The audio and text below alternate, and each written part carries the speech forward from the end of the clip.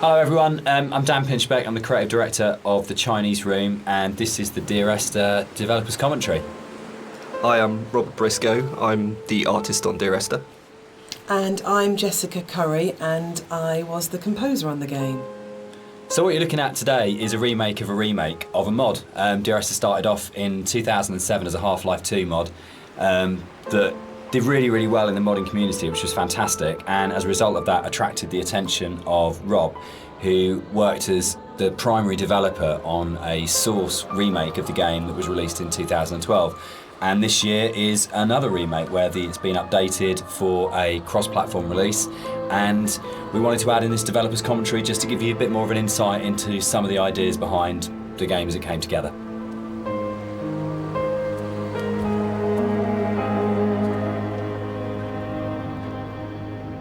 So you'll see around you in a lot of the environments, there's a lot of detail ingrained into everything. One of the things that I wanted to do with Dear Esther is bring the visuals up to the same kind of level of detail that Dan and Jess had put into the other areas of the game. So all of the history and the kind of hidden pieces of story that are intertwined with the VOs and the music and stuff, I kind of wanted to bring some of that into the environments.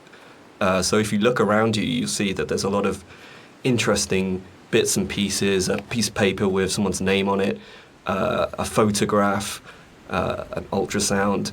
All of these little bits and pieces are kind of laid in to just kind of bring another aspect of the story into the game. And also, they're actually randomized, so every time you play, you'll see something different lying around. And this is just to build on this idea that everybody has a unique experience and a unique interpretation of the story.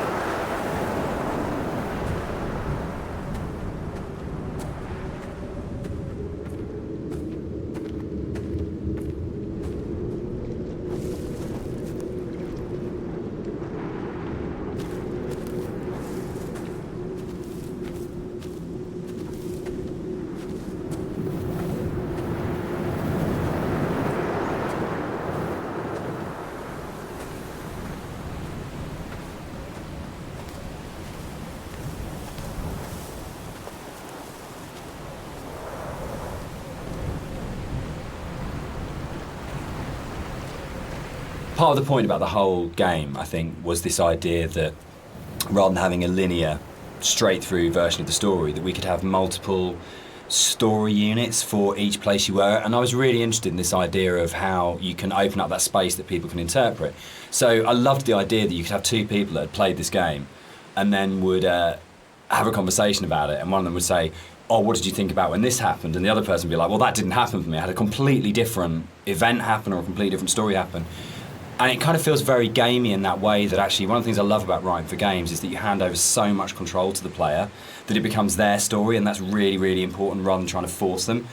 So using randomised blocks of voiceover in the game and the kind of randomised prop details that Rob was talking about means that it gives it a really different feeling every time you go through. And that's kind of interesting for me, because I like the idea of going, well, not everyone has to have the same experience, and because it's interactive, you have the capacity to have very different experiences occupying the same space.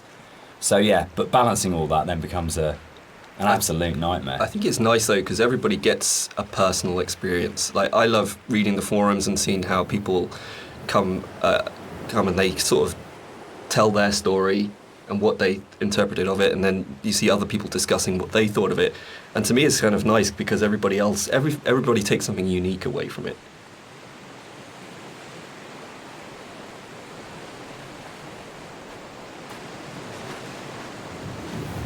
When I wrote the music for the mod of Dear Esther, there was absolutely no budget whatsoever for live players, so all the music was sampled.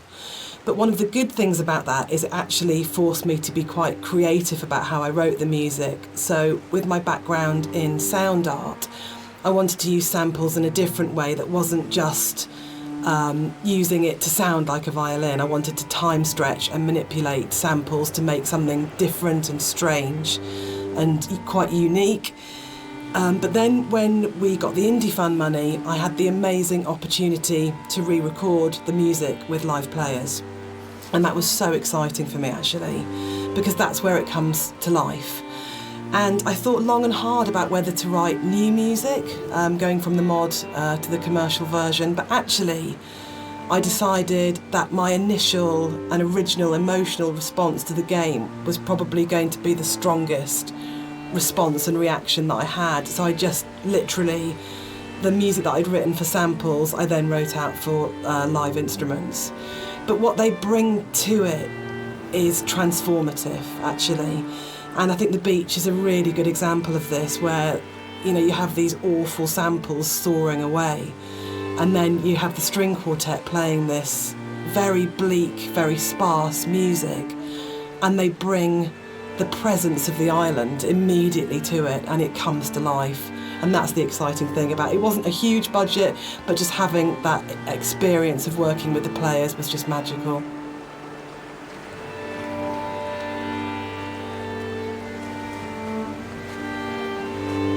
Everything about Esther for me is a dream. The landscape is not an island, it's the dream of an island. The music is like music that you wake up because you've heard in your sleep, but you're not conscious of hearing it. And the language and the story was supposed to be like that as well. It didn't matter the sense it made, it was more about the kind of the shapes it created, if that makes sense. So that the words would kind of were like being in water, like listening to something underwater. It'd be this very dreamlike, symbolic, poetic thing. And it always had frustrated me in games with game writing. This has really changed quite a lot. There was never any space for poetic language. It was very exposition-y, very descriptive, very direct. And you'd have like art and audio would have these amazing creative spaces they could explore. But when it came down to actually writing, you just had to basically go into the room, describe the character, tell the player what to do. And it just seemed like the most boring thing you could do with words in a game. And why couldn't a writer have the same artistic freedom as a visual artist or an audio designer or a musician, in terms of being able to say, isn't this just about creating this kind of emotional tone, this emotional space? And it's really, I still love that about the game, and it's one of the things I love so much about Nigel's voiceover, is it has this really odd, disconnected, kind of dreamlike quality to it, where you might finish the game and not actually understand anything that happened, but you'd been carried along in the flow of it. And without any kind of sarcasm at all, I get into trouble saying things like this, the same design principle applies as this to Halo. It's 30 seconds of fun, or 30 seconds of depressing engagement, I guess, in our case. But it is about that loop of being in the moment in the game constantly, and that's actually the critical thing that matters.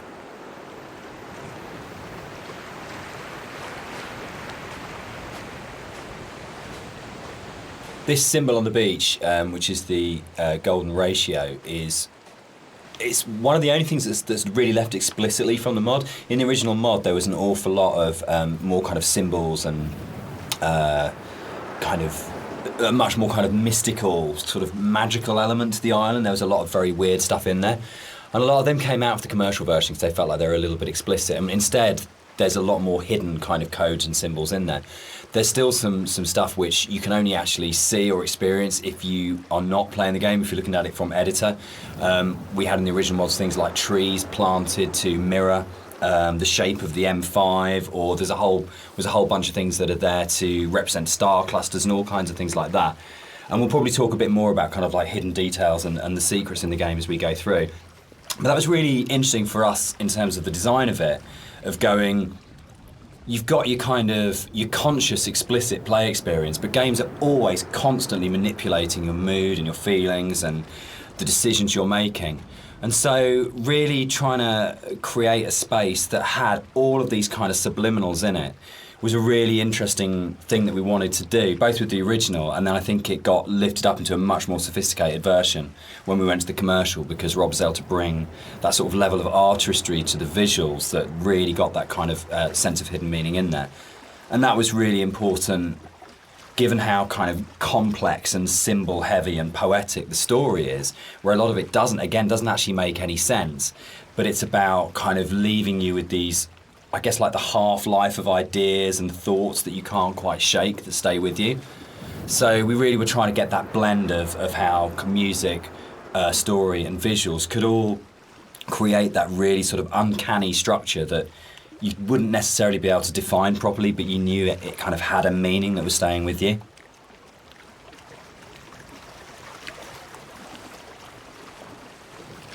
So something I wanted to do as an artist was create some kind of reward for the player when they explore the island. There are some areas of the game where it's a little bit more quieter, there's no music or there's no voiceovers. So I kind of wanted to create a bit of an incentive for people to explore. And you'll find around the island that these kind of like random scattered items that are usually slightly out of place from the environment themselves, but in another aspect they actually bring a little bit of story to the island itself, usually to the island or to the actual protagonists or the characters that surround it. So you'll find that around the island these little props and stuff. Just keep your eye out for it if you're exploring.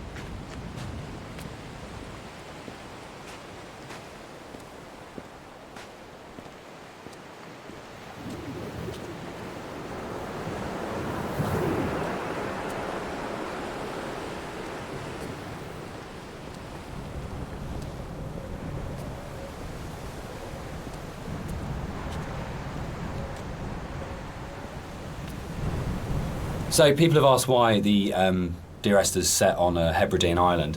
What's really interesting about this is one of those times when your kind of aspirations as an artist and the practical realities kind of dovetail. We knew that we had to have some way of limiting the player from disappearing off the play space, and when we made the original, it was a mod, and because it was a Half-Life 2 mod, you kind of had Eastern European city, spaceship, or blasted, desolate landscape, were your three options if you didn't want to start making any other assets. So it started off with these practical constraints. We don't want to set it on a spaceship, we don't want to set it in an Eastern European city, so it's got to be on this kind of like this desolate landscape. And we want to limit the player, so an island seems like a natural choice. And it's really interesting how you start from that, and we had this big lump of clay on a table that we were carving out paths and things to annoy the cleaners and things like that. And Jess and I were talking, and Jess started making sort of snippets of music to kind of go in there.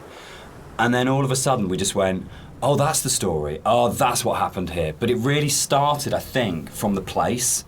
And when we started looking at photographs of Boré, we started going and reading some of the history behind it.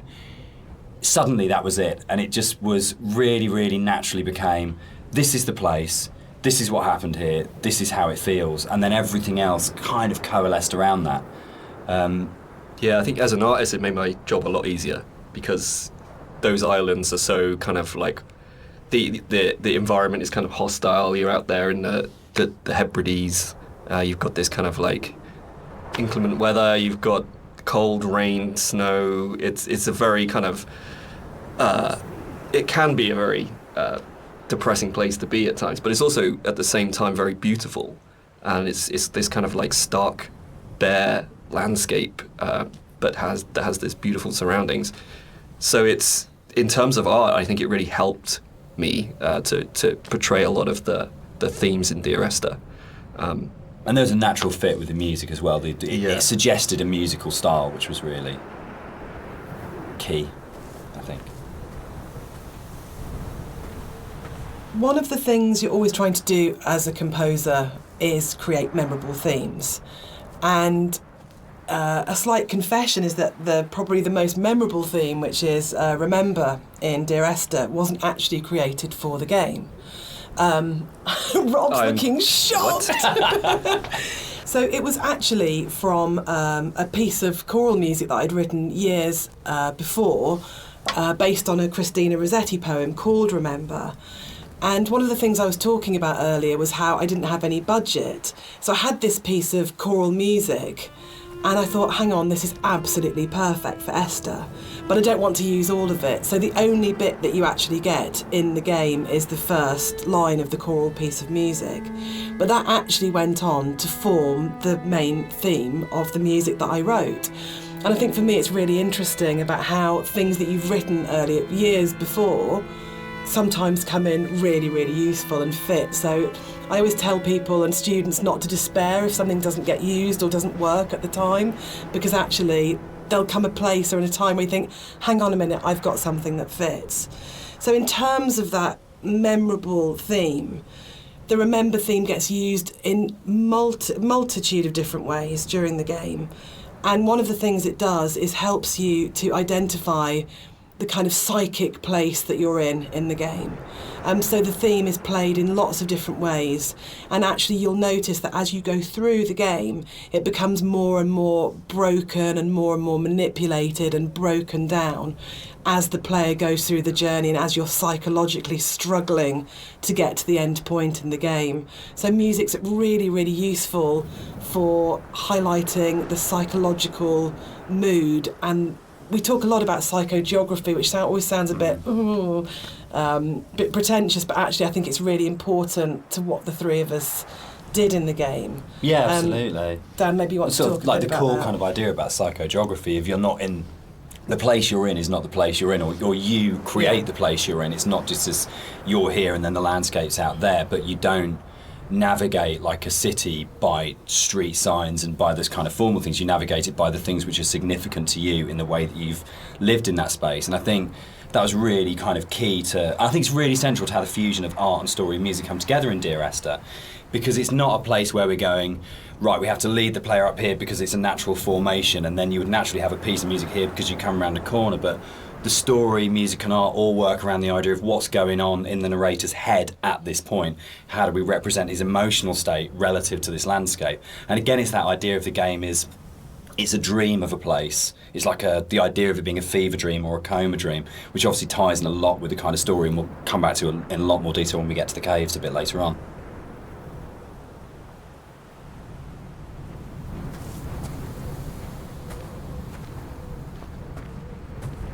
White lines. Yeah. They actually did this. It was really cool. I found this historical document. They used to do this on Bore and the Hebrides. If their disease broke out, Really? they'd actually chip out and expose the chalk. So if you're on a boat and you were coming to the island, you know not to land because it was infectious, which is the coolest, most amazing. It's one of those things where you go, it's almost impossible as a writer to come up with something as cool as that. It just has to be something that was actually done. And it's so sad as well. And I love this bit and the fact that we can do it because it feels really real because it references a real thing. And I don't know, there's something really special about that. But it was always one of those bits in the game that I thought, we've got to be able to represent this somehow. We have to be able to get these things in here. Yeah, I mean, that's really interesting. I actually didn't know that was actually based historically in real life, but that's really cool. Because I mean, my thing about the White Lines is that it was this completely surreal thing, but also it was kind of, it just added to the landscape. It was like, whoa, what the hell is that?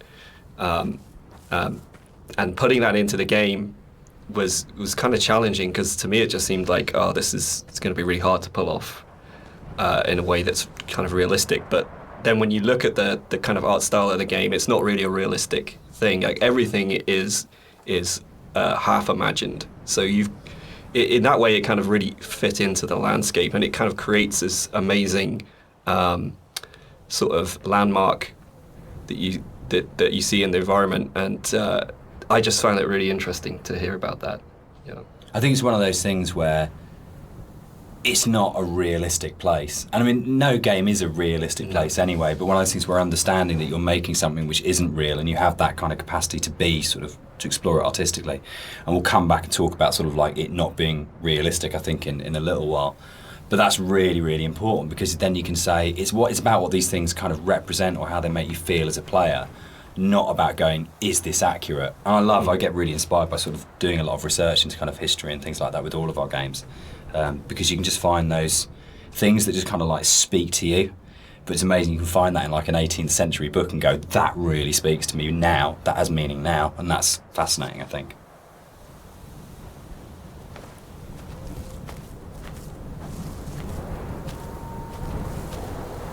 Something that I wanted to bring through in the art of the game was the same kind of fidelity that you find in both Jessica's music and Dan's writing. In the same kind of way that you have all of these little details, these very close attentions to detail that kind of really bring richness to the story. And something that was missing in the original mod version was just this lack of a visual layer of story. And something that I did throughout the art of the game is to add in all these little details here and there, little bits of story, little links to certain things that you may or may not hear or see, just a layer of richness in the world, and give you some kind of reward for exploring. So keep your eye out as you look around.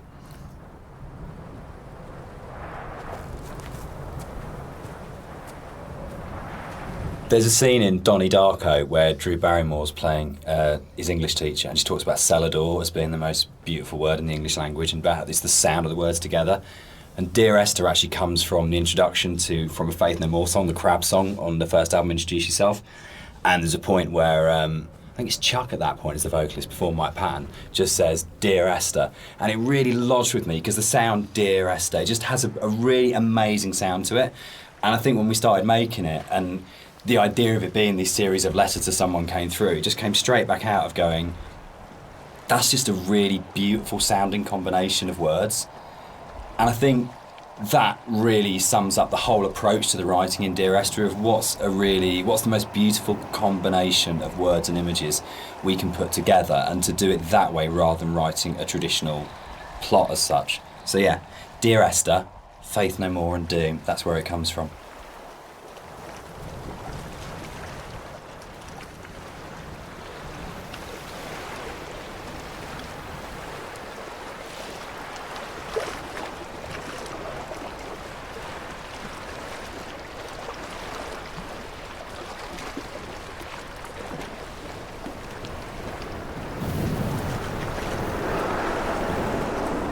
I think the central question to the entire experience, for most people that have played it or are talking about it, is this idea of, is the island real? Is what's going on a literal event of a man walking across a Scottish island, or is it a dream that he's had? Does the island even exist? And one of the things that we try to do with the writing is to constantly lull the player into a position where they got an understanding, they made a decision about what they thought was going on, and then to undercut it. So you never actually were able to settle on any one interpretation. And that was the challenge I set myself when I wrote the original mod, was can we put a story in a game that not only lends itself to multiple interpretations, but there is no stable interpretation. Every single interpretation you have will always have questions, and you'll never be able to fully trust what you think you understand about the game. So it's challenging, I think, for that result. It becomes quite a challenging kind of game story because of that, because you don't ever get that situation to go, I understand it now, I can walk away from this thing and it's all closed off and it's tidy. It was a very deliberate attempt to say, no matter where you think you are with this story, you're always questioning whether or not that's right.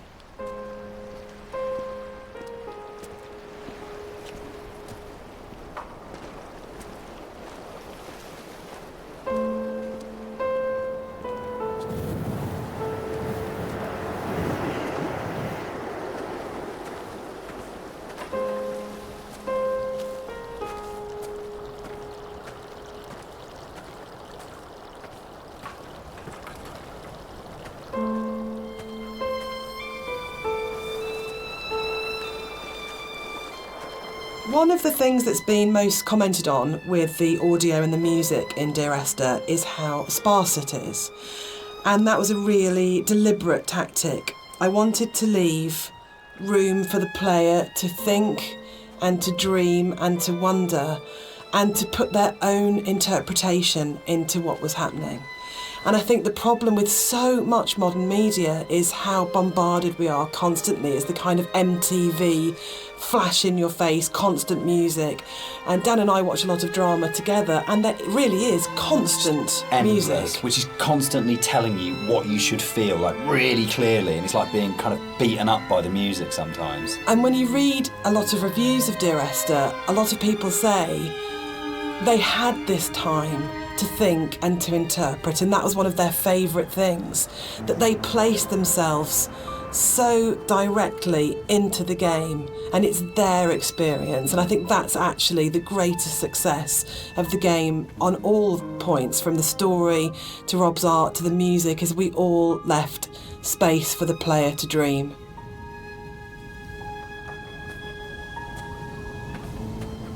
So there's a lot of places in the game where you see a lot of strange things, and this is very deliberate. One of the things we wanted to do is just kind of like not spoon feed the player every little piece of story. We kind of just, some things are literally just in there to just kind of let you think and let you decide on whatever you want to bring to the story yourself. So it's kind of like I approached it like an impressionist painting, where you've got like this kind of very vague outline of things, but if you stare at it enough, you can kind of like fill in the spaces, and kind of the image comes together on its own. So a lot of these kind of strange pieces of geography and stuff, that's really kind of deliberate in some ways, just to kind of keep the player's mind open and kind of bring their own interpretations of the story through that.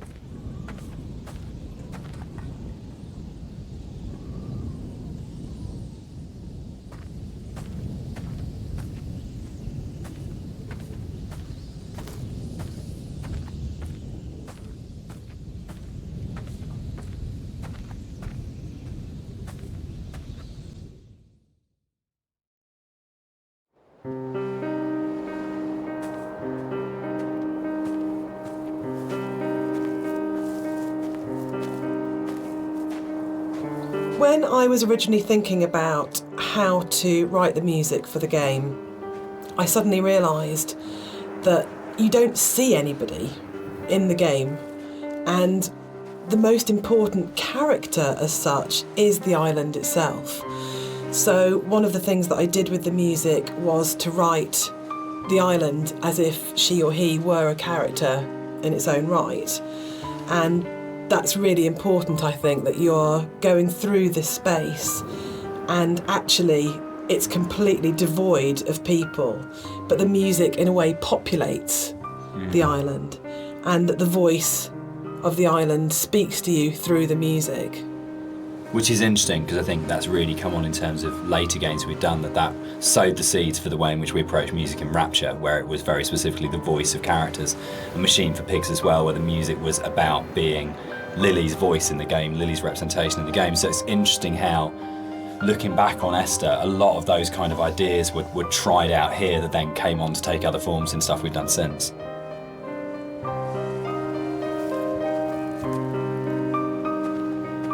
All right, let's talk about walking. Let's do it. We're gonna address the elephant in the room, the very, very slow-moving elephant in the room. So this might be a longer conversation because it kind of fits with that. So Esther was the first of the what are now called walking simulators, and it was really interesting that for us it didn't feel that weird to have a game that was slower than normal, where actually there was lots of time to just walk around and think and look at things. And it was amazing at the time how this was seen as completely revolutionary, and it's really interesting. And it's amazing to see how many other games have kind of like taken it on board. For me, it came from, I didn't see it as being odd to have a game where very little happened, where you thought about what you were doing. For me, it was kind of interesting that you could play some of the best moments in Doom are the bits where nothing's happening and you're just doing it, or System Shock, or those games that I absolutely love. Those quiet moments were the really powerful ones. But Esther is definitely slower than a lot of games, and I think that's actually why it's lasted.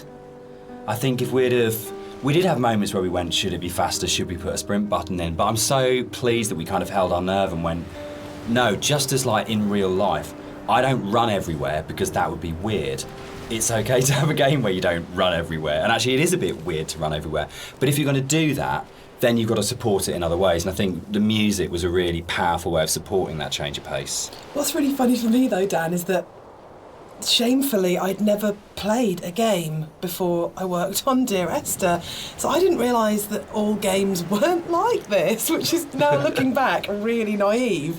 But I didn't realise that games didn't have, always have, this slow pace, and I thought there were lots of meditative games out there, and that actually wasn't really the case at the time, and that's exploded since. But in terms of the music, supporting that pace that you'd set emotionally felt really important. So if you listen to the music, actually the BPM is at a very slow walking speed, and it just almost, there's a lot of things now that say it's called entrainment, that it slows your heartbeat, or it can speed up your heartbeat when you listen to music. And actually I think what the Esther music does really successfully is it makes you almost accept, and more than accept, that speed. You actually start to feel that's the pace of your journey, and that I really like that about the music actually. It makes you just comfortable with that pace too. I think it just eases you into it. You feel relaxed.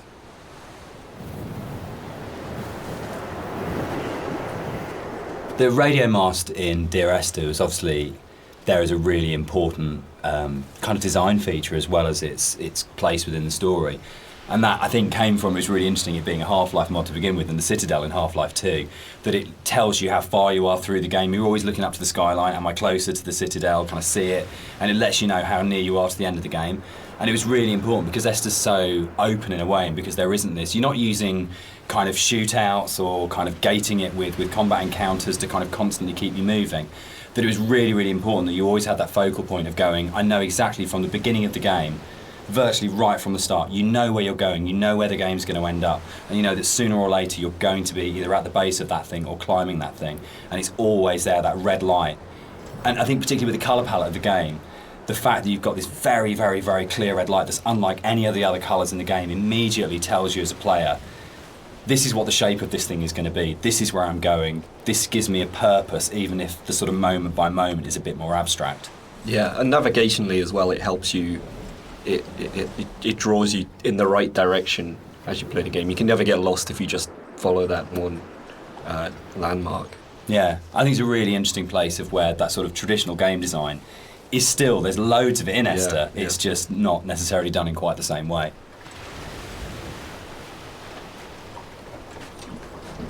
So something you'll notice as you look around the environment is from a distance you see the landscape. It's kind of a beautiful place in some ways, but something I wanted to bring to the game was that there's this second layer beneath the surface. Whereas if you look at things closely, you see that the actual island itself is very polluted. It's kind of very rotten. Everywhere you look, every rock, every grass surface, it has this layer of filth on it, and it's kind of been put in there just to kind of emphasize further that this island is a really unpleasant place to live. It's like if you scratch the surface, you see like just how corrupt this island is.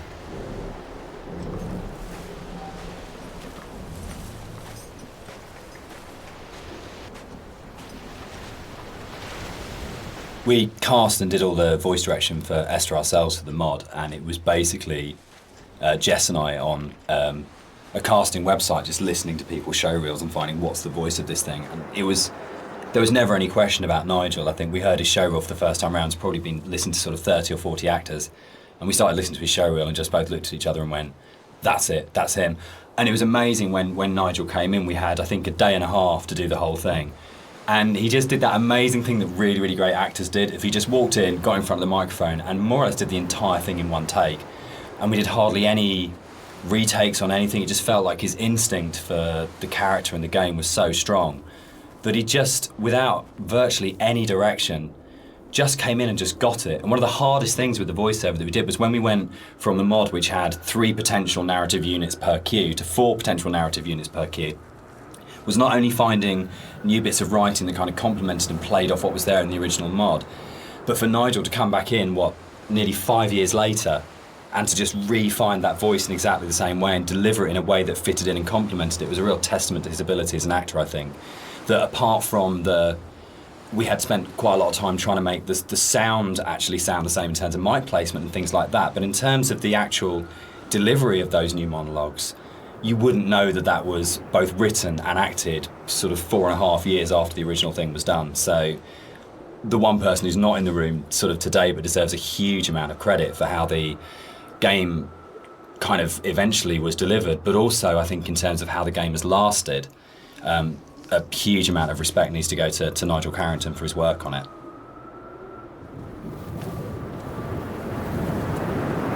So this hole in the ground was kind of a difficult thing in some ways. It's a bit of a challenging aspect of the game because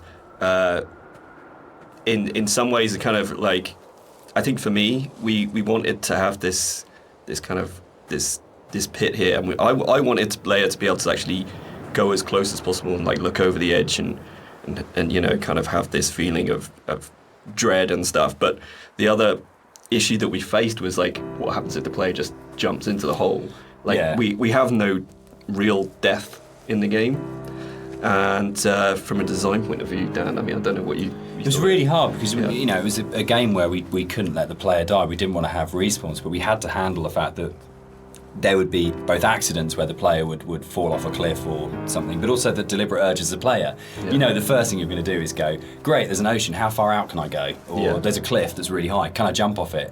And how do you have death in a game where you can't have the player die? Because if the player starts breaking up the experience by dying and reloading, then you're in you start breaking the experience a lot. So yeah, I mean, we didn't want to also have like artificial boundaries, you know, where it's like an invisible wall. Like if you take a look through the game, you'll never see a place where you think you can get to, but you can't. There's always some kind of actual natural boundary or man-made boundary. So yeah, that was the other thing. We didn't really want to create this invisible wall around this thing. So it kind of the whole drove the way in which that sort of the very weird audio visual, probably one of the most dreamlike bits in the game, where if you do die and you get the kind of the heartbeat and the strange flashes of visuals. And I think in a lot of ways, if we hadn't had the hole there and we hadn't had a place where we go, right, players will jump in this hole, we have to start from that basis, they will throw themselves down this hole, it kind of gave us the impetus to really, really focus on it. And I think the stuff like the drowning deaths and the cliff deaths are strong because the hole was there, and I'm not sure if the hole hadn't been there, whether or not we'd have arrived at that way of handling it, which I'm really proud of. I think it's a really incredibly creative, interesting way of handling a player going out of bounds and of actually being able to reset the game when the player's basically done something you ideally wouldn't want them to do. Yeah, and I kind of think it fits well with the theme of the game as well, because you don't really know what's just happened. Yeah, it's not like you hear a death sound and then you kind of respawn. It's this kind of like very soft, very ambiguous change. You know? There was a point in the original mod where if you died, it would do the whole Half-Life major fracture detected. It always brought a really good tone to the game. Yeah.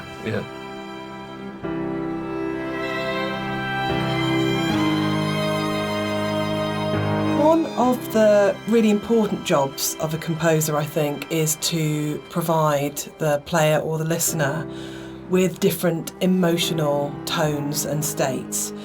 And up until this point in the game, the music has been very sparse, very intimate, and very isolating in a way.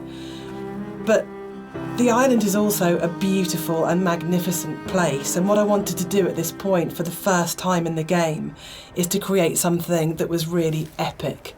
So we go from that shift in scale where it's very intimate and small to suddenly realising that this is an extraordinary and magical place to be, as well as a difficult and quite sad and melancholic place to be.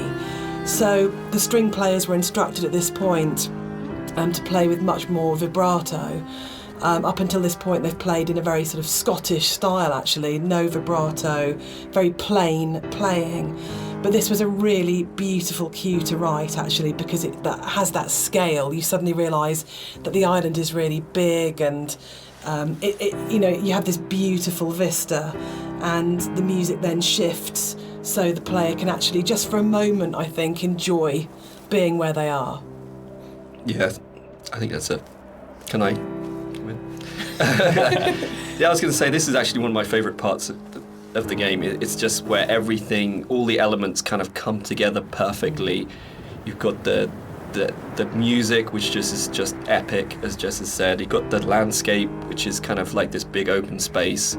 You've got all the little bits and pieces that I put into the detail of the environment, like the movement. There's leaves blowing around, there's the clouds in the sky, there's the mist rising off of the grass, and then you've got Dan's voiceover coming in there, and I think it's just like all of these elements coming together and just in perfect synergy, and just kind of, it really brings chills up your spine.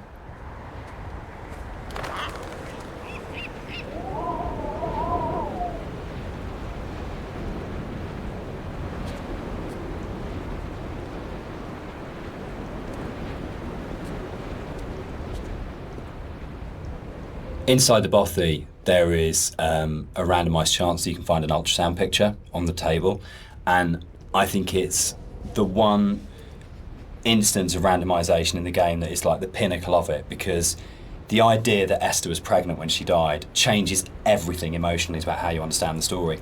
And not to say that you don't care as much if you don't find it, but it just adds this other layer of just the ground falls away from him the first time I saw it, and the meaning of the crash in Esther's death just means so much more when you go, it's not just about her, there was an unborn child here.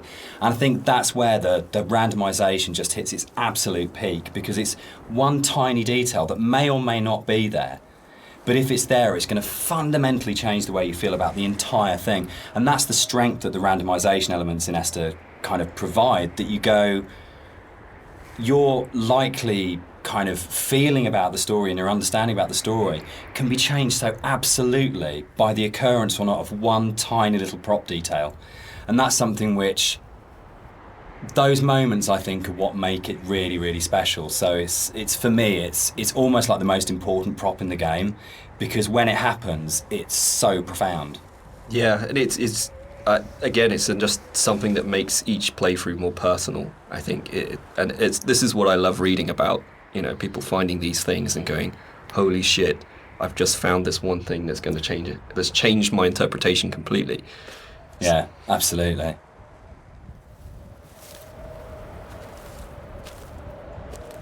So as you leave the bothy and the seagull takes off, that's the one jump scare in the game, which is kind of interesting, because when we made it, we kind of had to, we kind of called it a ghost story, but there was no intention really. We kind of wanted this dreamy, hallucinatory type thing. But when it came out, people started coming back and saying, this game is absolutely terrifying. I was really, really frightened. And that was really amazing. And I think it's because nothing happens. So we're so trained in games to go, there's stimulus all the time, that if nothing happens, you're waiting for something to happen. And kind of, I tend to go back to again and again the whole sequence in Dead Space 2 when you go back to the Ishimura, and it's like the best bit of Dead Space 2, because for what feels like hours, but it's probably only about 15 minutes, nothing happens and no necromorph comes at you, and it's absolutely terrifying because it's just this space and you're just left in it. So I think the bird here is really interesting because it can actually really, really make you jump. But I don't know if that was part of why people were saying that the game was really scary, but it was a real surprise when people started coming back and saying, this is a frightening game. And I don't know how much of that is to do with the ideas in the game are frightening when you think about them, and how much of it is to do with just the emptiness and the lack of kind of things in the game make it a really quite stressful or quite frightening place. But it was a real surprise, I think, that sort of reaction from a lot of players when we shipped it.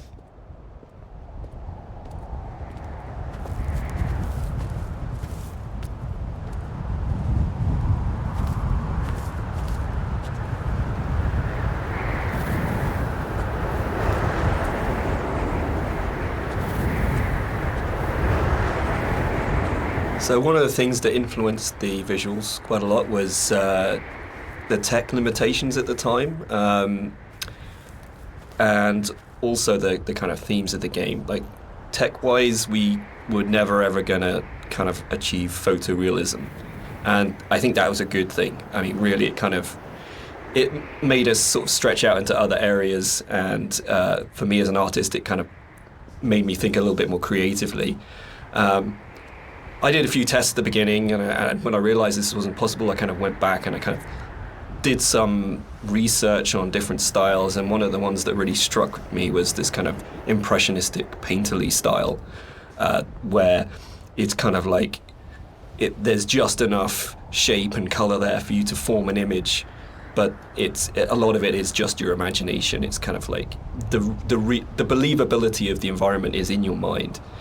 So this is something that I really wanted to bring over into the game, and you'll see a lot of landscapes that kind of look very surreal, very kind of unreal, and that's mainly due to this impressionistic style.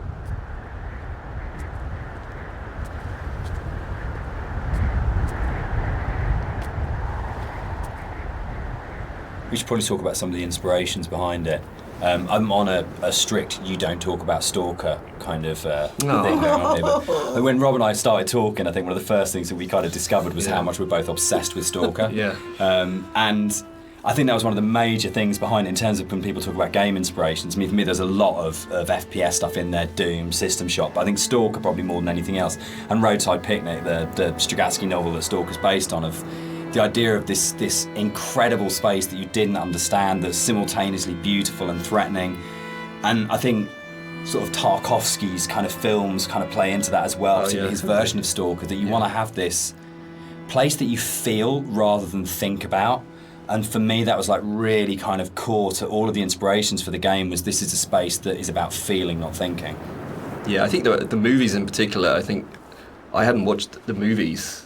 I'd read the book and I played the game, but when I watched the movie, it kind of all made sense to me, like why I like the game so much and why I like the story.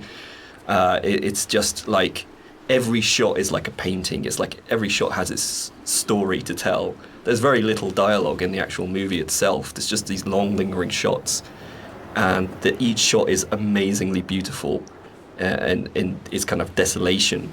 And for me, that was like a huge influence, like trying to bring some of that through into the environments. So that is definitely something I'm going to struggle not to talk about. But the game as well. I'd say the actual Stalker game has a big place in my heart, like gaming-wise. It's one of the reasons I got into game art in the first place. Yeah. So that to me is a big part of it too.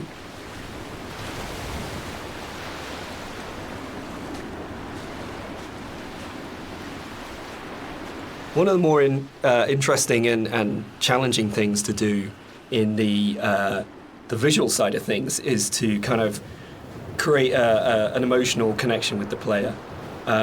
With the music, it's very strong, and the dialogue can kind of help you to feel what the character's feeling, but to kind of really create an atmosphere and to create emotion, it's very difficult.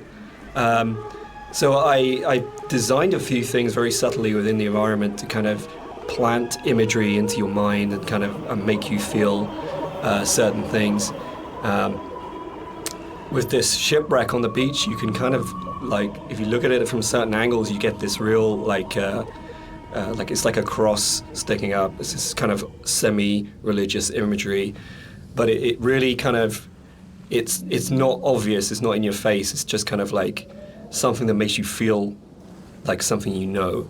And so like there's a lot of deliberate attempts in the game to recreate that feeling. and it's kind of hard to point out in many other places, but it's done in a way where every single rock, every single plant, every single cliff face has been deliberately placed and designed in a way to try and make you feel something in the game.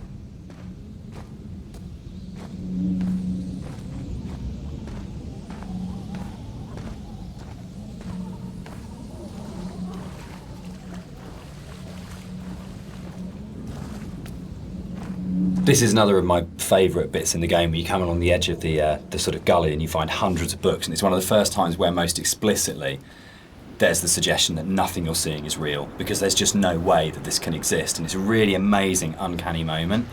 But it works, I think, for me, because you just go, I don't understand it, but it's lodged somewhere in my head and I can't get rid of it and I can't unsee this. And I think for me, like in terms of my influences from books, I mean, there's the obvious sort of stuff like with Burroughs, Cut Up and things like that going on.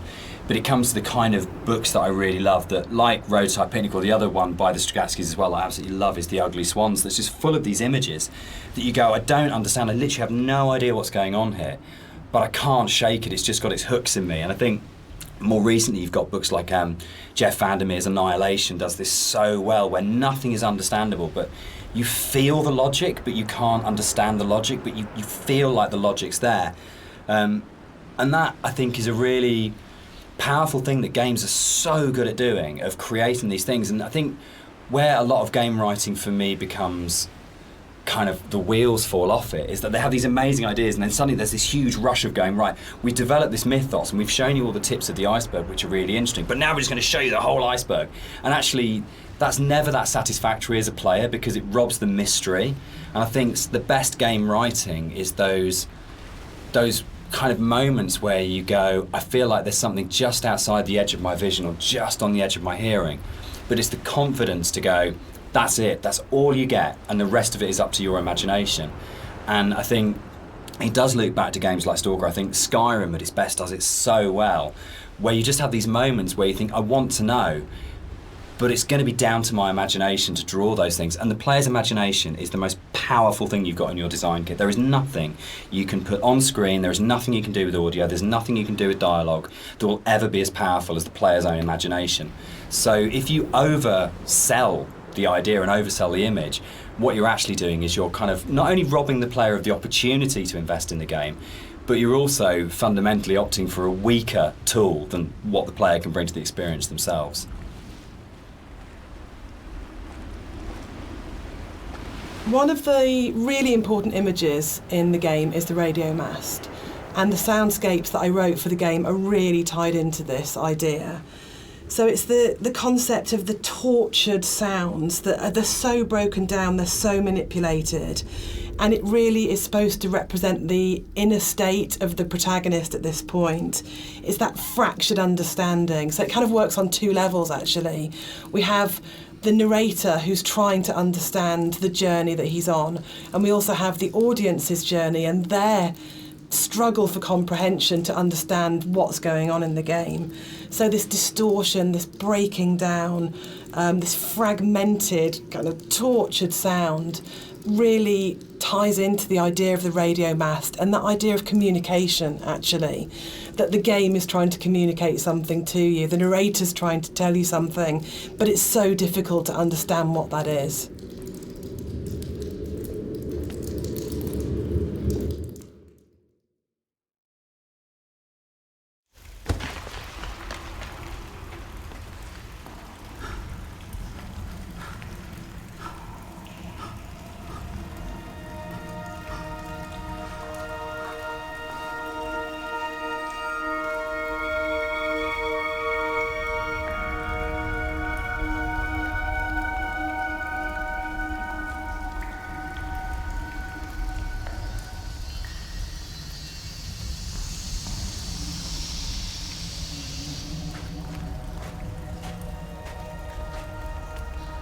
The caves in the game are really interesting because it's a very tonal shift within the whole visual look of the game. It's kind of like this more organic, more surreal, dreamlike landscape compared to what you're used to before this point.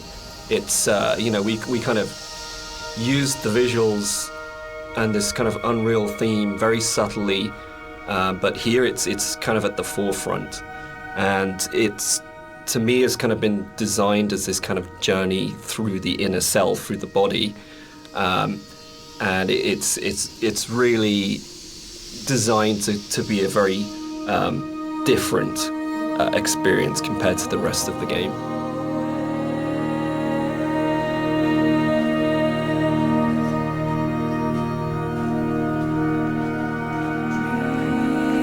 This for me is probably the most pivotal music cue in the game, and it's the one that most people write to me about to say that they are absolutely obsessed with and they love. It's the only music cue that has singing. It has a female voice, and I think that's a really important shift for me, that you've gone from this beautiful string music, but it's quite abstract, into what is effectively a song, and with lyrics, so you're actually explicitly saying something as a composer at this point. The other thing that I think it's important to say for me is it's the biggest shift from the music that I wrote for the mod. It's the same music, but the act of having it sung by an amazing singer. I sang it on the original and it's really bad, and Clara Sanabras re-recorded it, and it's what good actors do, it's what Nigel Carrington did, it's what good musicians do, and they take something that you've created and they just shove it up into the next level and make something that's good into something really extraordinary. And also for me, I think it's a point where the environment art and the music just meld so beautifully and so seamlessly into one. I mean, on a personal level, I've played the game hundreds of times now, and I still enter the caves and I look at Rob's work and I'm just absolutely overawed, just gobsmacked by its beauty. And I just think it's a really magical moment in gaming for me, actually. I know that probably sounds really dramatic, but I just think it absolutely hits something where everything just works together. And the music is so dreamlike.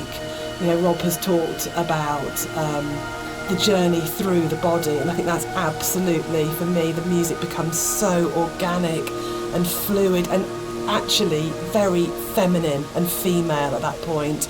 You're hearing the voice of his love.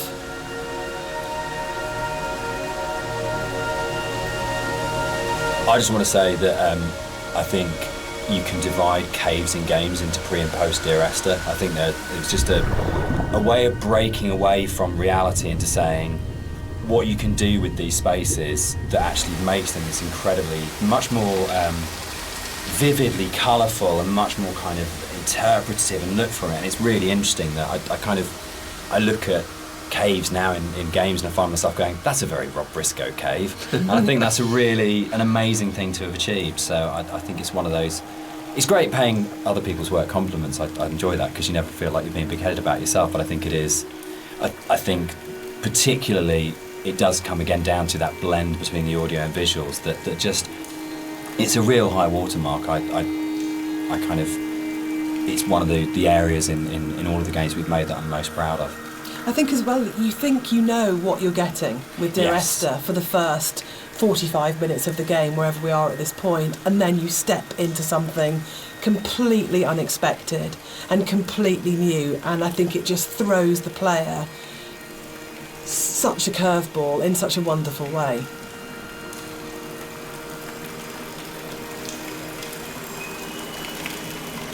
I think when you're designing a game, it's very easy to get very locked into what the system can do. And you're trying to deal with all the different variations of things that if a player does this, then this. And we have to deal with the consequence here. And our lead designer, Andrew, and I talk about this all the time about you might have an idea, but then how does this radiate out throughout the entire system? And you get very caught in the idea of what the system has to be and how robust the system has to be and this kind of thing. And I think what's really important as a sort of a designer, as a creative, is that understanding that actually the real game is happening in the player's head, and that the system can be whatever you want it to be, but if the game isn't running in the player's head as opposed to on the screen, then you're missing a trick. You're not letting the game be everything it could be.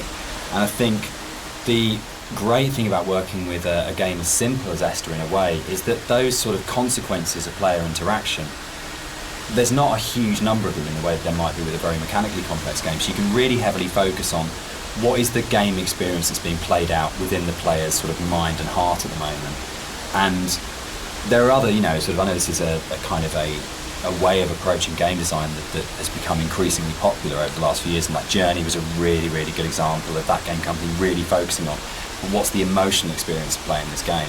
But I think, again, it's probably one of the reasons why Esther has lasted as long as it has done, because it's not a mechanical exercise, it's an exercise in trying to inspire you as a player to have the deepest experience and the deepest engagement, and to really run the game in your own head rather than being something that you're sitting 6 feet away from kind of interacting with. I hate interaction as a term for that. I think it becomes very cold and mechanical and systems driven, and really interaction is completely trivial and pointless if there isn't an emotional engagement with the player and you haven't moved it away from the screen and into the player's head.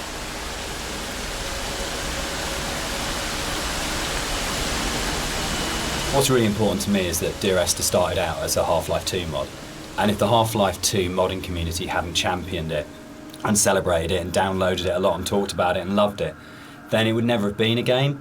So it's never really bothered me, the kind of is it a game conversation, because as far as I can see it, Dear Esther and like everything that's come after it that's been inspired by it, this was championed by Half-Life 2 modders, and they made it what it is.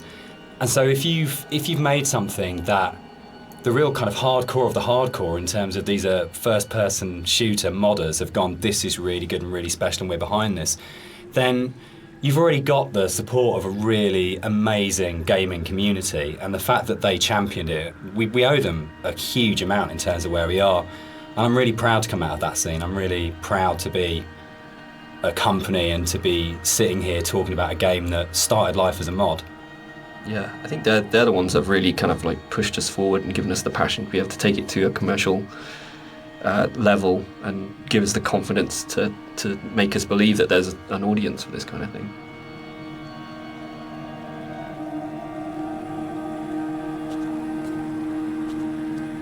Dear Esther was my first foray into writing music for games. And I actually approached it very traditionally, so more as a film score than a traditional interactive game music score. And what's really interesting for me is that the lack of interactivity in the music was never a problem for anybody that played the game. And that's a separate discussion, but there's a big schism between game music composers of how much the music should be following the player at all times in terms of interactive music. But one of the reasons I wanted to say something at this point was that this was my little first journey into thinking about how you write music for games rather than films.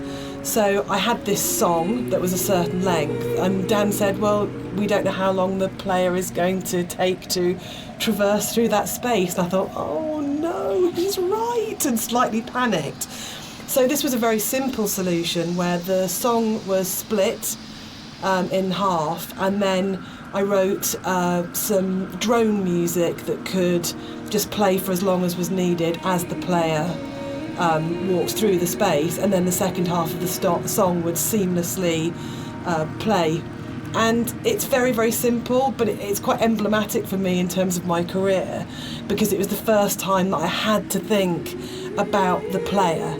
Because with film music, it's so simple. You know exactly what's going to happen when. But this concept of interactivity was so new for me. So I kind of look back at it fondly, because it's quite a basic approach to, compared to something like Everybody's Gone to the Rapture, where that was an open world adventure where I had to really think about the player and their movement through the space. So I kind of look on this very fondly, this moment in the game.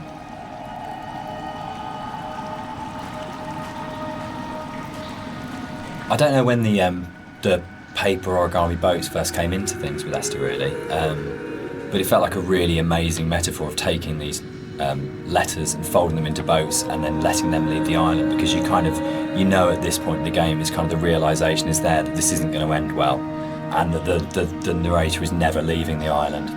And the idea that this kind of, again, the idea of communication, or the attempt or failing communication, or trying to speak through the comb, or whatever it is, however you want to interpret it. But the idea of putting the boat in the underground river really felt like it kind of reinforced that sort of dream-like kind of quality of the caves, of actually there's something really sad about this one boat, because when you see it go past, you know that even the boats aren't going to leave the island. Like this is something which doesn't have a tidy, neat kind of like resolution, and there's, even if you don't sort of think about it to that sort of level of depth, there's just something, it's one of those things that I really love about games that you can do, where it's just a moment that has a really distinct emotional tone to it, that you go, there's a pause when you see that boat goes past, that I just think is, yeah, it's something special you can do with kind of media like games.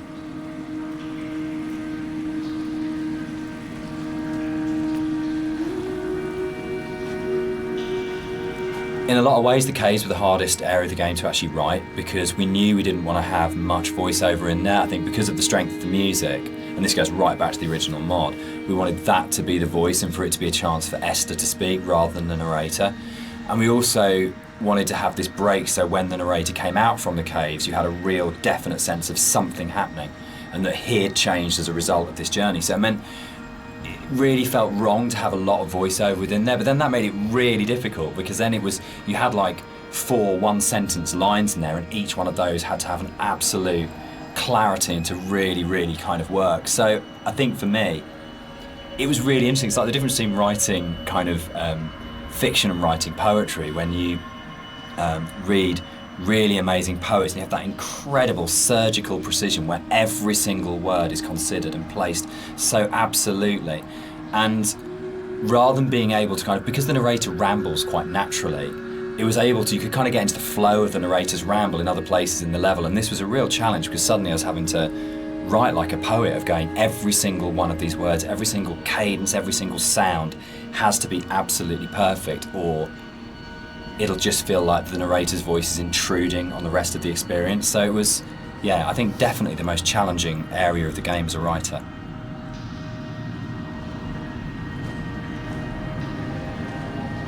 The sound here is a classic case of, again, what music I think does really well, which is you've had this soft, lyrical, beautiful, epic, dreamlike music, and then the moment you come out of the caves, you're into this really harsh soundscape, and the tonal shift is very brutal, I think, and deliberately so.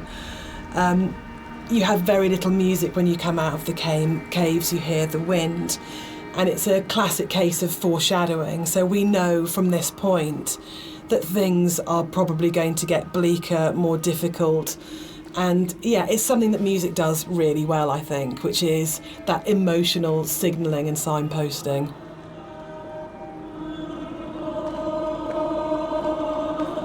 This whole area moved, didn't it? The original mod, this was a cave right at the beginning of the caves where everything was written, and it moved to the back end of the level, and we have this long corridor that's full of these kind of it's the point of high madness, I think, in the game, isn't it? Yeah, it's kind of just where you feel like you're losing the plot completely, both like visually and auditory, and you know, it's kind of like this really frenetic moment for me.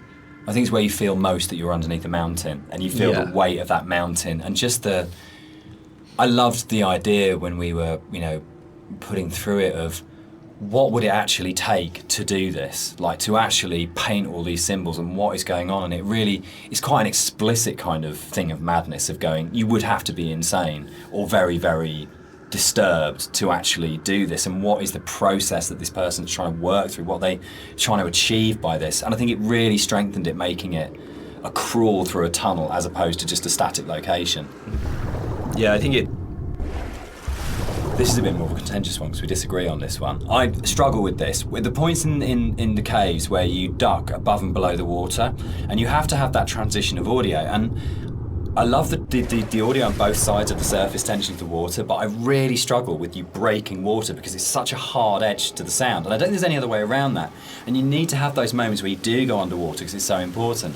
But it's one of the areas that's never sat very comfortably with me, because I feel like in a level which hasn't got a single edge in it, it's the one edge within it, and it breaks me. And that's why I think it's so successful, because you've been lured into this completely hallucinatory, dreamlike world, and then all of a sudden, as a player, you're literally gasping for breath. You're coming up for air. And I think when we're talking about that metaphor of the body, for me, it's so about birth.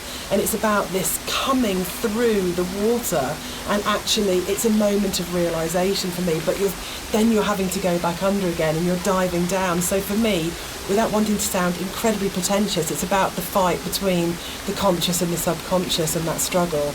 Booyah! There's actually a really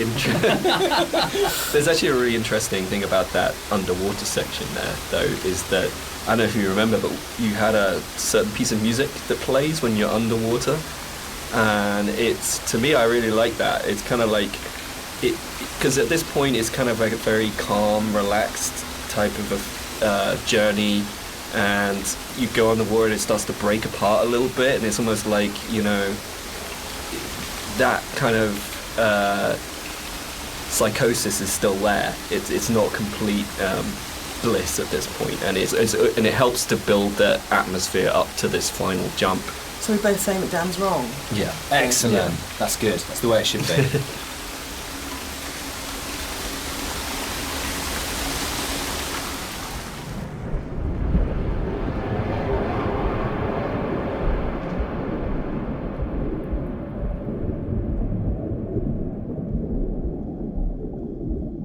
The motorway scene. The biggest new addition to between the mod and the commercial version. This didn't exist in the mod at all. It was a completely new thing. Yeah, it's I wasn't sure where the idea spawned from to have this scene, whether I just sort of went off or we discussed it, or I can't remember. I can't remember. Can you remember? It just kind of appeared, didn't it? And then it was just this kind of. I think for me, actually, I remember being some technical difficulty between the drop and then coming out at the end part, but it was the same thing that we dealt with in the past of like, how do we not kill the player? From a technical standpoint, I think it might have been something to do that, but it was also, I can't remember where the whole thing came from. I think it's my favourite point in the whole game, actually. I think it's just it's quite shocking, and it's so surreal, and it's so beautiful. And from an audio point of view, you have that baby's heartbeat bringing us back to the idea of the ultrasound. Was Esther pregnant? And it's one of those moments that I think everything just kind of collates together, and it's so unexpected. Yeah, for me, it's like a moment of realization. Yes. It's like it's coming to terms with something almost. Whether or not what actually is going on at the moment is real. This did happen. There's kind of an absolute. I remember playtesting it, and I didn't know that the car can get switched out with a hospital gurney, and I must have played it. I was like 3 or 4 times into playtesting it. The first time it switched out and it was a gurney, so I really remember kind of sitting there and going, "Oh God, that's just," and really being just stopped in my tracks by it. And it's one of those weird things you get when you're making a game that you'll never have those moments that a player does, where it all so well. It's really, really rare to be in a situation where you actually get a genuine, fresh player's eye view on what you're making. Yeah, I was always a bit worried that it was maybe a bit too literal. Like we gone a bit too literal with that. But I think looking back at it now, there's still a lot of strangeness going on there. Obviously, the whole scene is unusual, but there's still these like very subtle details that are there that kind of still making you think, what does that mean? Like I think if you look closely, there's like coins scattered around and things like that. It's and for me, it's, again, sorry to keep going on about it, but it's about layers of subconscious for me, that you start overground, you go into the caves, you go deeper, you're falling down, it's going down the rabbit hole effectively, and then you go to the deepest level, and that's actually the truth, that's the reality, that's what happened.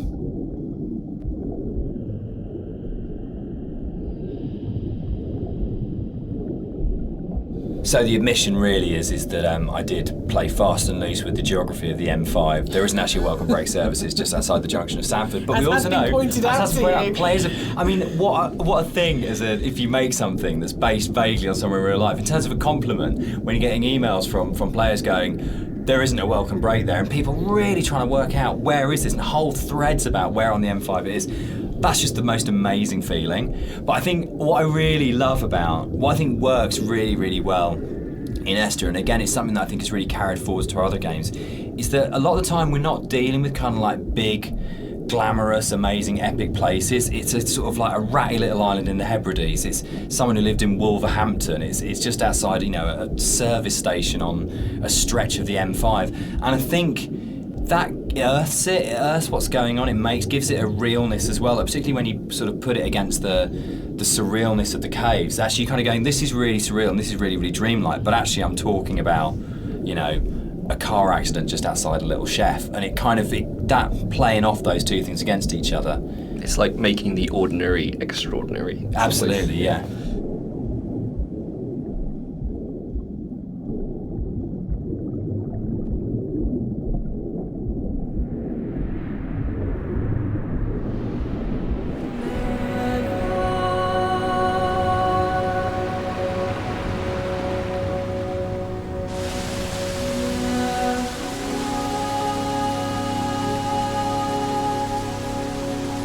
This scene for me is like really, really iconic because it kind of brings this idea of the caves being an inward journey through the body together.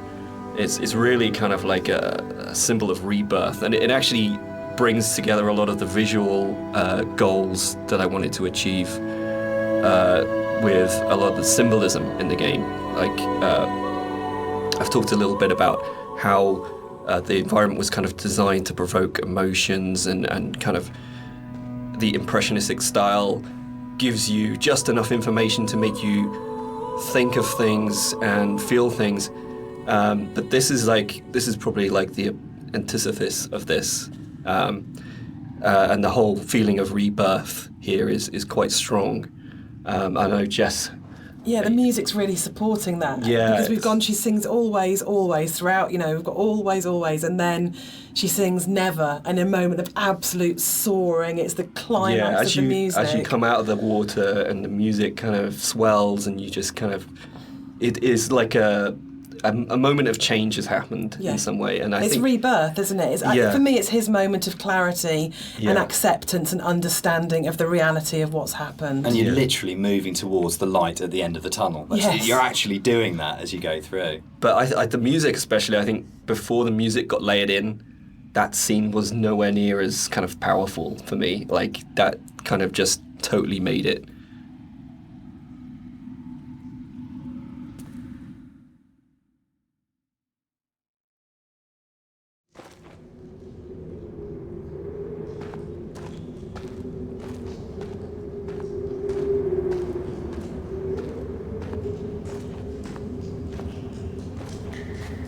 Dan and I had worked on lots of projects together, non-game projects, before we made Dear Esther. And I think the thing that links all of the projects that we've worked on together is that idea of hidden stories and layers of stories.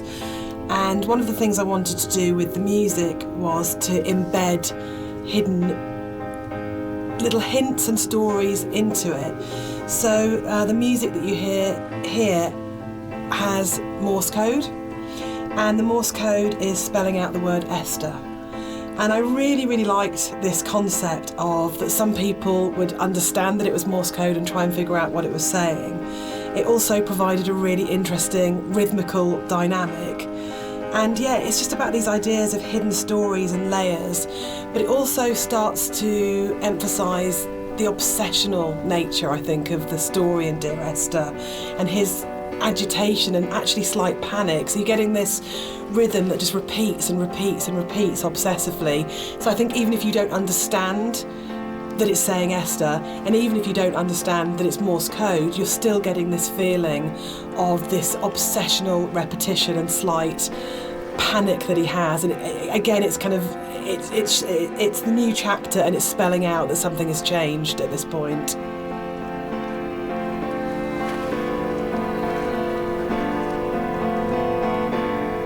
It's probably the level which has changed most from the original mod. I think it's much bigger than the final level in the mod.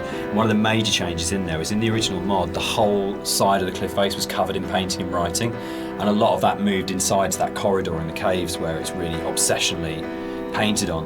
And it was really, we spent so long on that because we were trying to get it looking right, because it's one of those really interesting examples where I loved the image and the idea that you've got this guy painting the entire side of a mountain with words and symbols and things.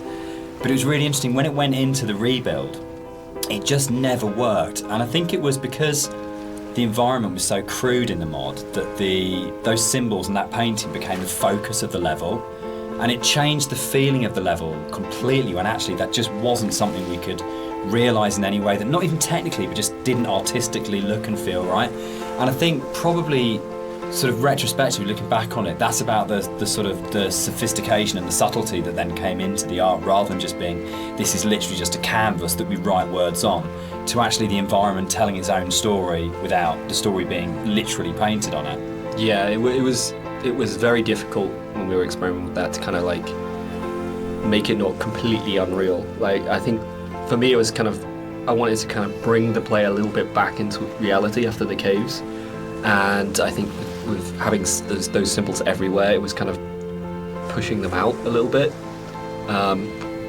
So I think what we came to with the kind of compromise we had, it was kind of a nice in between. Yeah, it didn't feel like a compromise to me. It felt really? like, no, it felt like it didn't work, but it kind of, but those symbols were coded. Like there's the hill in the background when you're standing right at the end of the boat and you look back, and you suddenly realise that the shape of the mountain is the shape of a woman lying on her side asleep. And that, I remember seeing it for the first time around and going, it's saying the same things, but it's saying it in a much subtler way than in the initial layer. But it was definitely challenging going back to how do you have a deep, complicated, subtle art style, but still manage to have something which is very sort of stark and symbolic laid over the top. It was much more challenging.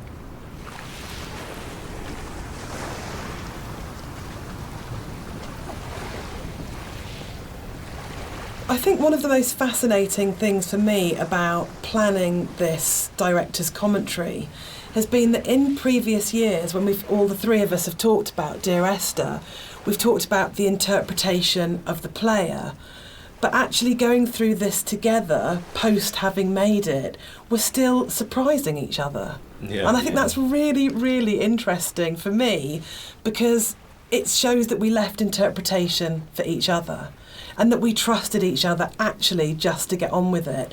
And because we each brought our own special and unique contribution to the game, we didn't have to, in a way, talk it to death or say, you have to justify every idea you have or talk it to death or explain it. That Rob's idea that the island is very tainted and corrupt, and my idea that Dan didn't know that the whole level of the caves is a birth metaphor. I think it's really amazing that we're still finding out things about the game that we didn't know. I think it was nice when I came onto it, because Dan was basically like, he gave me a bunch of materials, but he left me to my own devices for a lot of it, and we kind of like, I'd finish the level and Dan would play it and give me some feedback, but he was very kind of like hands off at the beginning, which was really nice, kind of. So a lot of my interpretations just came through that downtime where I was just kind of like going off and doing my own thing. And so yeah, it's like interesting to hear Dan talk about it sometimes, because there's some backstory that I've never even considered before. And obviously hearing Jess talk about it as well is really interesting, especially when it comes to the soundtrack. It makes me look at things in a very different way. So yeah, it's really interesting. I think for me, like making games is so inherently collaborative, and you have people coming together with different ideas and different takes on things. And in a way, the least interesting thing you can do with that is to structure it all so heavily that there's no space for each individual person to bring what they're thinking to it. And I think the best games, well, for me, my favourite games are ones where you can really feel the personal footprint of each individual developer and aspects of it, and it feels like it has been a genuinely collaborative exercise where everybody has thrown ideas into the mix and everybody is bringing something to the table, rather than people are just following a kind of a really structured plan. So yeah, I think it probably is one of the reasons why Esther has had the sort of life it's had since release, is because there is there's 3 people, 4 people if you include Nigel, all bringing very different things to it, and it gives it a huge amount of depth for something that's so simple on the surface.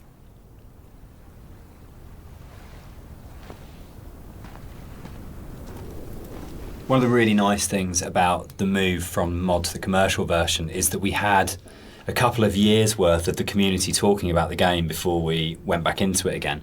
And one of the things that I read on a forum was that someone had constructed this amazing version of the story where they'd decided that the narrator was Paul. And I hadn't thought of that. It was never part of the original writing. And I thought, that's so amazing that as a writer, your audience can find something in what you're doing that you hadn't thought of. So it was really important when we went back in to record the additional set of voiceovers. I thought, I absolutely want to do this. I want to take this idea that's come out of the fans and to run with this and to add an entire new sort of stream of story in there. So we added in a couple of cues within the force level that intimated much more strongly that actually Paul wasn't this other character who caused the accident, but actually you were responsible for everything. But again, it was then trying to find that balance of not overcooking it, so you weren't led to that idea, but just if you happen to have the combination of just a couple of narrative units, then you would possibly come to that interpretation. But it was really amazing to be able to say, it felt like giving something back to the fans that had enabled us to make the remake in the first place. And it's always a lovely moment as a developer to be able to recognise your fan community and kind of say, thanks, this one's yours, this one's here for you.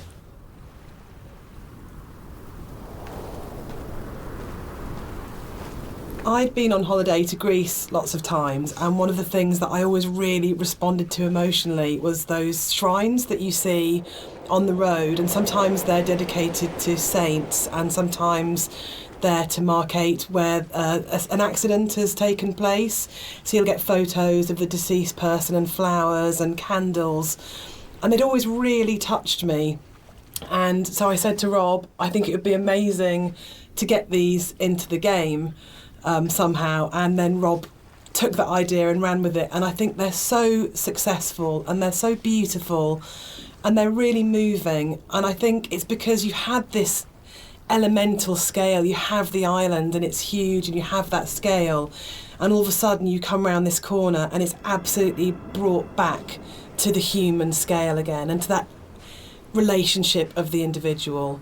And I think the other thing that it does really successfully is it's a kind of magic realism, because there's no way that you could have all those amounts of candles lighting your way. Who's lit them? The island is empty. Who's put those shrines there? But I just think it's a really lovely bit of environmental storytelling, actually.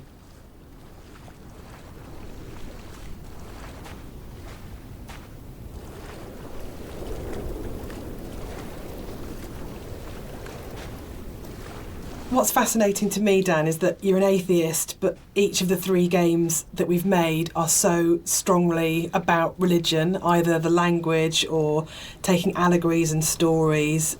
Why are you so drawn to it?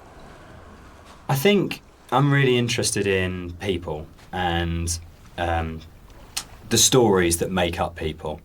And I think there is like in the Bible, like most kind of religious texts, it's not about what it is, it's about what is behind what it is, and that's what you're really getting towards, the idea of the sort of the parable or the metaphor.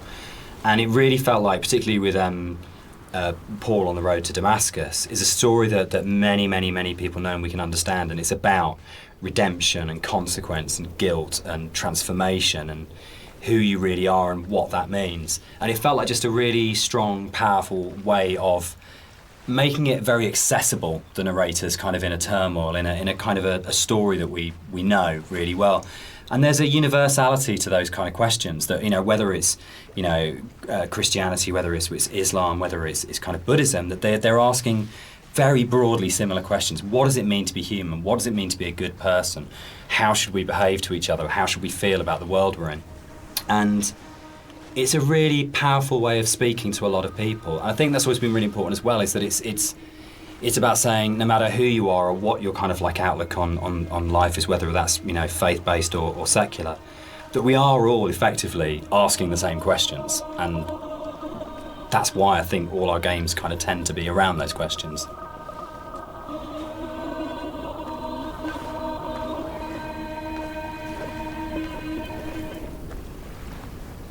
Is Dear Esther a depressing game or a hopeful game?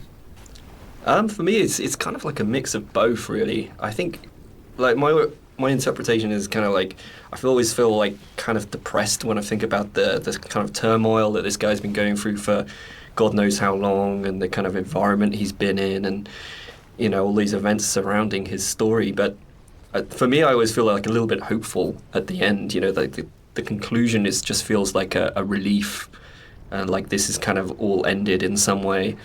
What do you think, Jess? I think it's a game about acceptance, and I really like that. And I think it's telling that a lot of people with mental health issues have responded really positively to the game, and then we get a lot of emails and letters from those people saying that it's helped them through a really difficult time. And for me, that's because it's about the struggle of being human, that it's hard and that we love and that we grieve and we lose, but we come through it. And those things are what makes us human, that it's transformative and that the pain is part of life. And that's a really beautiful message. And I think that's what you do so well, Dan. That's what you write about. You write about what it is to be human. So, Dan, you wrote it. Without wanting to cop out, one of the things about writing it that I really wanted to do was to make something that people could take and could own, and it would be their take on it. And their interpretation of it mattered in a way that mine didn't. My job was to give them the architecture to interpret in their way. So I think that is a cop-out. I do. I think as a writer you always have. Yeah, I think it's redemptive. But I don't think the redemption is as cut and dried as it's all okay at the end. It's not okay at the end. But there is a release, there's an escape, that bad times will happen, but they will end. And they won't always end positively, but they will end. And that's I think, the redemption of it, of saying that things are never easy. This too shall pass. This too shall pass, which my mum always says, and I think that's probably the motto of the Chinese room, yeah, actually, absolutely. Isn't it? Like, I don't think it's as kind of openly positive as, say, Rapture had a much more strongly positive end. I don't think Esther has. I think it's much greyer than that. But I think fundamentally it's about coming to terms.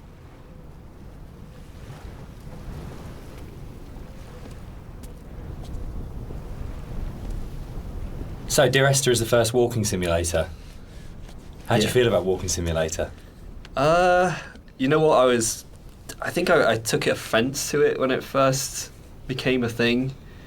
But, I think actually I don't mind it so much now. I think the fact that we have kind of taken ownership over it, like that genre has been kind of made our own by not just our game, but like a bunch of different games have kind of embraced it. I don't know, what do you guys think? Well, I'm still really confused about the need to categorise in games, probably more than any other creative industry, and I think it shows that games have a long way to come in terms of how we describe an experience. So I do agree with Rob that it's really positive that we reclaimed Walking Simulator, but I still find it reductive, possibly, as a term. What about you, Dan? I think for me it's people want to know what they're buying and what they're getting into, and I think it's so people understand what a walking simulator is now, in a way that if it was like first person adventure or slow moving, not very interactive, story driven games, they're all sort of really very fluffy. But I think if you buy a game and someone says it's a walking simulator now, you've got a pretty good idea what you're getting. And there's been, there's Gone Home, Firewatch, Stanley Parable, there's so many other really good titles that kind of fall within that group of games out there now, that it does have an identity. And I think that's the really good thing about it. I mean, when Esther came out, there was literally nothing. We had no idea how we described it or what we called it. We actually struggled with that quite a lot. When it and sort of ended up being sort of like a ghost story, because it felt like it was the closest thing we could get. But it feels like now you can make a game like this and you can say it's a walking simulator, and people will know what it is straight away. Yeah, I think that's the nice thing is there's a whole group of games out there now that quite comfortably put themselves into that category. And so it's like, if we were to come out before and just said it's a walking simulator, people would have been like, well, that sounds terribly boring. That doesn't. Why the hell would I play that? But now people kind of are a little bit. Seek them out. Yeah, now people are kind of familiar with what that means. The people out there who actually seek this sort of stuff out, and it's kind of really cool. I mean, me myself, I would actually do that, use that as a term to search. But yeah, I mean, it's a very simplified term for what our game is, and there's obviously a lot more to it than walking. But I think when you look at other genres, they're also kind of very simplified. First-person shooter, role-playing game. It's to me it doesn't seem as bad as any of those other things.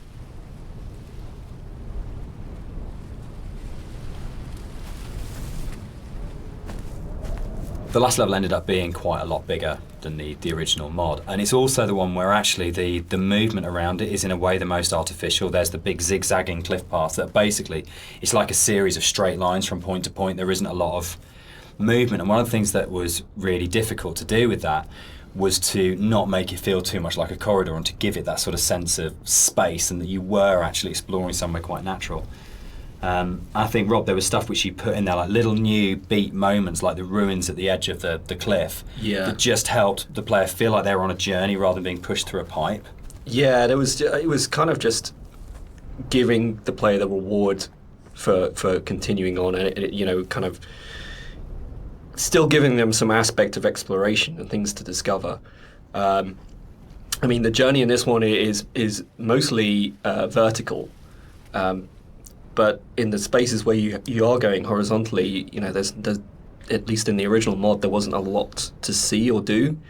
So I just tried like layering in some very subtle things that didn't necessarily add huge arcs to the story, but just kind of added little questions more than anything else. Like I added the dock there with at the end. There was this, there's lots of little bits and pieces that have kind of been layered in to really just make it a lot more of an interesting place despite the size.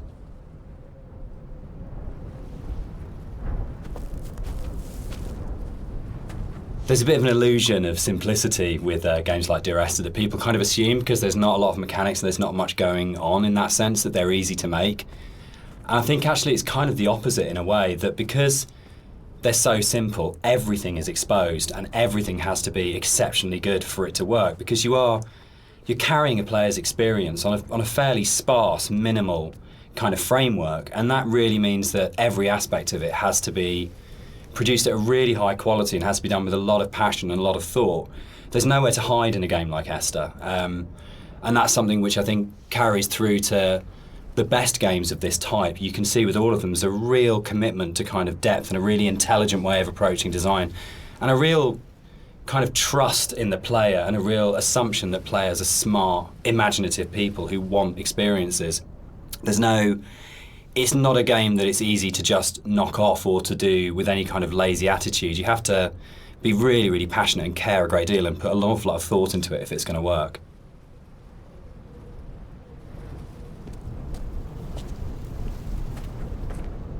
One of the things that I think was added more frequently in the final version of Dear Esther was the inclusion of a number of ghosts in the game. These are not like ghosts that you'd see in a normal horror game. They're just very loose silhouettes that you'll see around the island, usually like quite a distance off, or just kind of somewhere that you'd barely see it out the corner of your eye. I think this is a good example of where it's kind of really in your face. And these are kind of just something that we put in to kind of not just bring some unreal elements to the island, but something supernatural as well, something that's kind of beyond this world, something kind of unsettling. And yeah, we've a lot of effort's been put in to make these things very subtle. I didn't really want them to be like, I didn't want it to be a ghost story, so to speak, but I just kind of wanted to bring some of this supernatural element into the game, and this area is probably one of the most prominent because you can see it just before you go down into the gully here, and I think it's really one of my favorite scenes just because of it being so spooky, so unreal, and so interesting.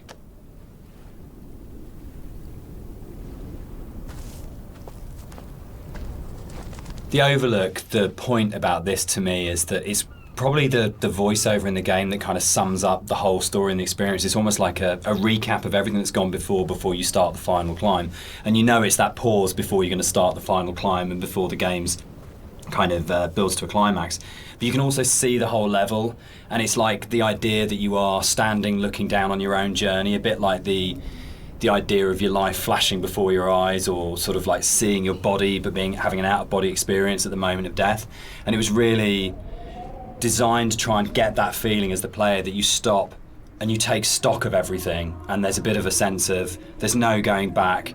You take a breath and now it finishes. And I really wanted to kind of achieve that sort of sense, and I think we did. I think it really came together here, that you got that sense of going, right, now this ends and now I move forwards to it.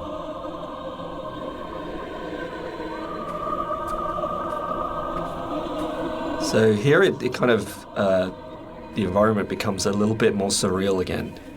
We kind of play with the colours a little bit, bring up the saturation. It's kind of a little bit of a return to some of the more cave-like aesthetics in terms of colours and stuff like that.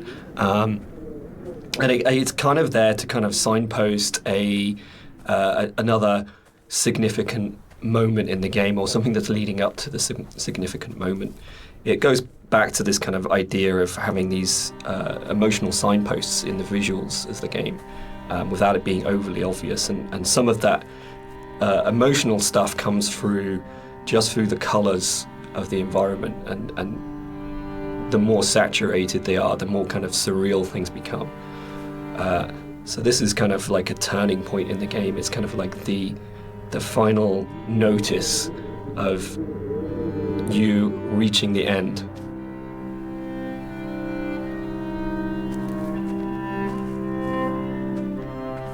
The music that's playing here is a repeat of another cue, and originally we hear it played on the piano, and the string quartet take on the piece here. And it's one of those really nice instances where we were in the studio and I had this idea of how it was going to sound, and I thought it was going to be quite full and rich and, yeah, full-bodied. And then one of the string players said to me, this is wrong actually for what we're playing. And they said, let's strip out all the vibrato, let's play it in a really Scottish, plain style. And it absolutely transformed that piece, and it's one of the really special things about being a composer, is that you get to collaborate with people who come fresh to it. So you have this preconceived idea of how it should be, and then they say, no, why don't we turn it around and think about it like this? And it absolutely fits and works for that scene, because what we're getting at this point is a sense of fragility, of an ending, and it's almost reminiscent of a funeral procession. It's slow and it's dirge-like. But yeah, it was just a lovely moment where they gave something of themselves, and that's what's amazing about working with live instrumentalists. You're never going to get that from a sample.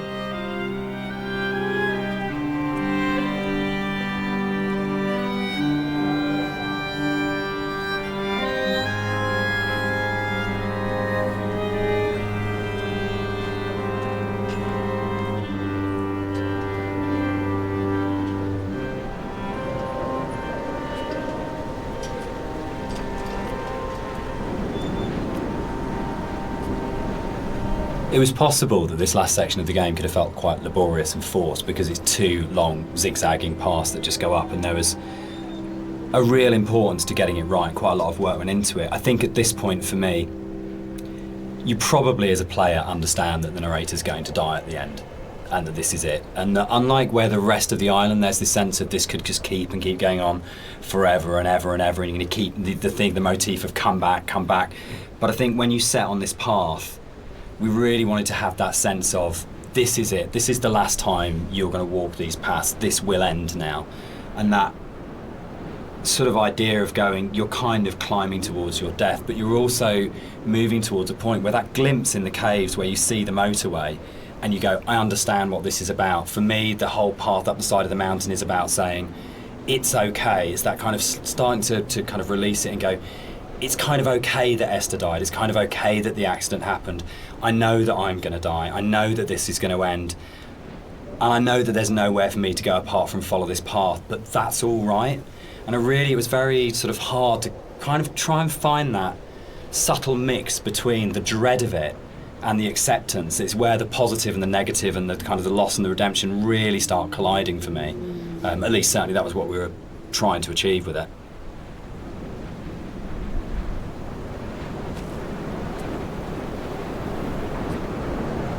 With the climb being quite a poignant moment of the game overall and of the story, it was quite a difficult task to try and make that climb still interesting and not too laborious, because it's kind of this zigzag up there with nothing really. There's no real environment. You just kind of have the sea on one side and the cliff face on the other.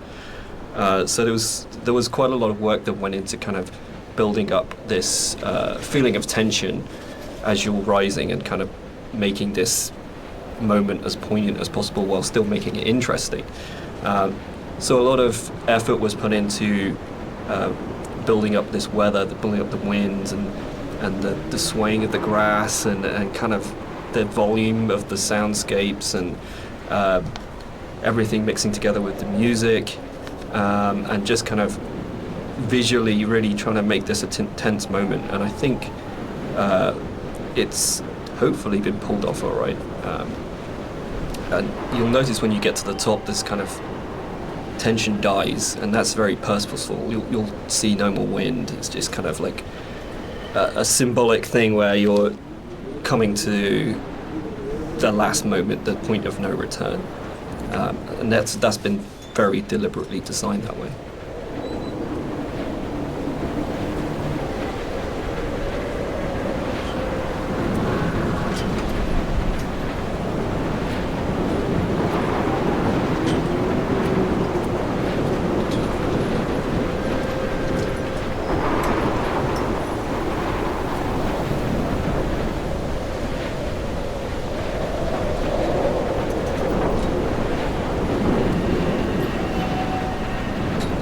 We had a lot of debates, didn't we, about the ending of the game and whether the player should retain control or whether it was okay to go to a cutscene at this point. I personally don't mind it. I actually actively like it because I think it works really well as a metaphor for loss of control at that point. Dan, I know you're not as keen. Yeah, I'm not. I would have loved the player not to have had control taken away from them, but to me it was a balance between two evils. The evil of having a cutscene and the evil of the player accidentally falling off the ladder halfway up and destroying the ending. Yeah, I agree. I think we tried a few different things, and the tech at the time just wasn't, the ladder tech at the time just wasn't there. So, and the other thing for me was pacing. It was making sure all the music, the voiceovers, the timings and everything were perfect for that final jump off point. And just letting the players kind of noodle around going up a ladder for what may have been like 7 minutes, because it's a tall tower, was kind of an impossible task.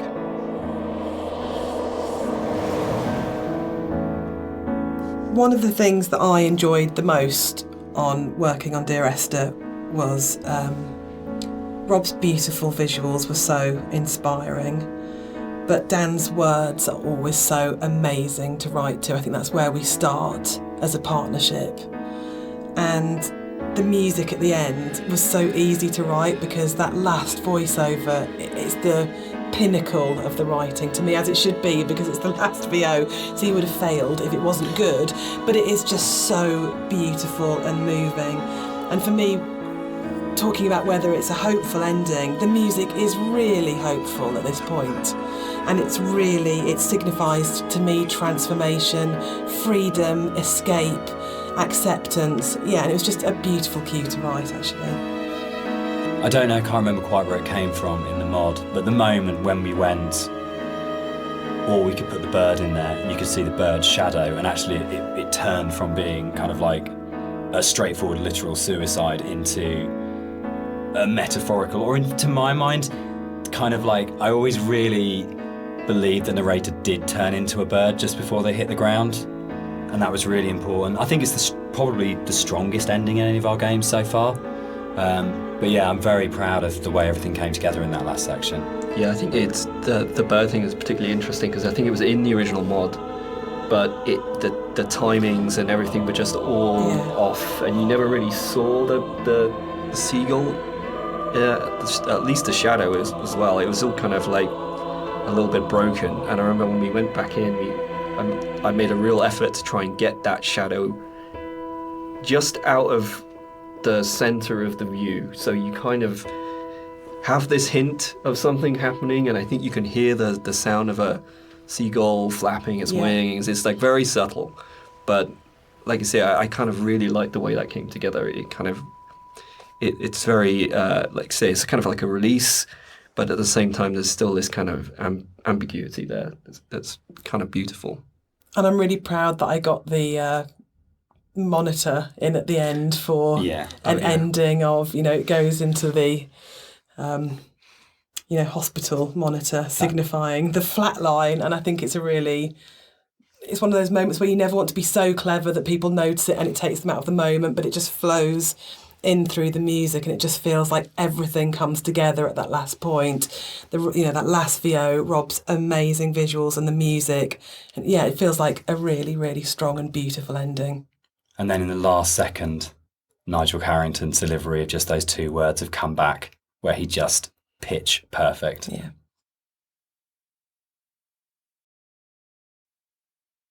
So that's the end of the director's commentary. We'd just like to say a big thank you to everyone for listening. We hope you've uncovered some secrets and some facts that you didn't know about the game before. We'd also like to say a huge thank you for buying the game and for all our fans who've been behind us and been behind the game and have kept it alive all these years. It's a real privilege that it's still out there, still such a title that people love so much. Yeah, and we're really looking forward to the future and what we can create coming up next. Thanks for listening. Cheers. Bye.